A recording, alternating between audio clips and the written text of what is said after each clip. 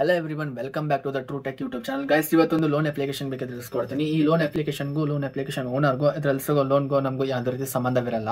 So ಇದು ಒಂದು ಹೊಸದಾಗಿ ಅಪ್ಲಿಕೇಶನ್ ರಿಲೀಸ್ ಆಗಿರುತ್ತೆ, ಪ್ಲೇ ಸ್ಟೋರ್ ಅಲ್ಲಿ ಕೂಡ ಇರುತ್ತೆ. ಈ ಒಂದು ಅಪ್ಲಿಕೇಶನ್ ಯಾವ್ದಂತಾನು ತೋರಿಸ್ಕೊಡ್ತೀನಿ. ಈ ಒಂದು ಅಪ್ಲಿಕೇಶನ್ ಅಲ್ಲಿ ನೀವು ಮಿನಿಮಮ್ ಇಲ್ಲ ಅಂದ್ರೆ ಸ್ಟೂಡೆಂಟ್ ಲೋನ್ ಅನ್ನ 2,000ದಿಂದ 2,500 ತನಕ ತಗೊಳ್ಬಹುದಾಗಿದೆ.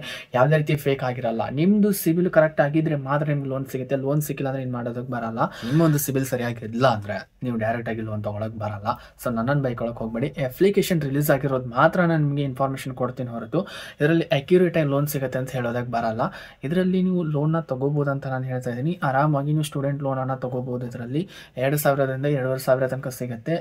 ನಿಮ್ಮ ಸಿಬಿಲ್ ಮಿನಿಮಮ್ ಇಲ್ಲ ಅಂದರೂ 850 to 900 ತನಕ ಇರಬೇಕಾಗುತ್ತೆ.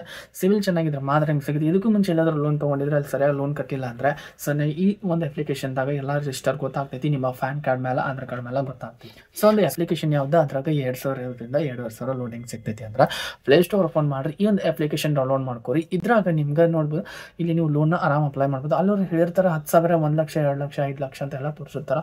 ಬಟ್ ಒಂದು ಅಪ್ಲಿಕೇಶನ್ ಡೌನ್ಲೋಡ್ ಆಗಲಿ ಅಂತ ಅಲ್ಲೊಂದು ಅಡೌಟ್ಮೆಂಟ್ ಮಾಡಿರ್ತಾರೆ ಅಷ್ಟೇ. ಬಟ್ ನಿಮ್ಗೆ ಸಿಗೋದೇನಿರ್ತೈತಿ 2,000ರಿಂದ 2,500 ಅಷ್ಟೇ ಸ್ಟೂಡೆಂಟ್ ಲೋನ್ ಆಗಿ ಸಿಗ್ತಿರ್ತೈತಿ. ಸೊ ಈ ಥರ ಯೂಸ್ಫುಲ್ ವೀಡಿಯೋಸ್ಗೆ ಅಕೌಂಟ್ನ ಸಬ್ಸ್ಕ್ರೈಬ್ ಮಾಡಿರಿ. ನಿಮ್ಮ ಫ್ರೆಂಡ್ಸ್ಗೆ ಎಲ್ರಿಗೂ ಇದನ್ನು ಶೇರ್ ಮಾಡಿರಿ.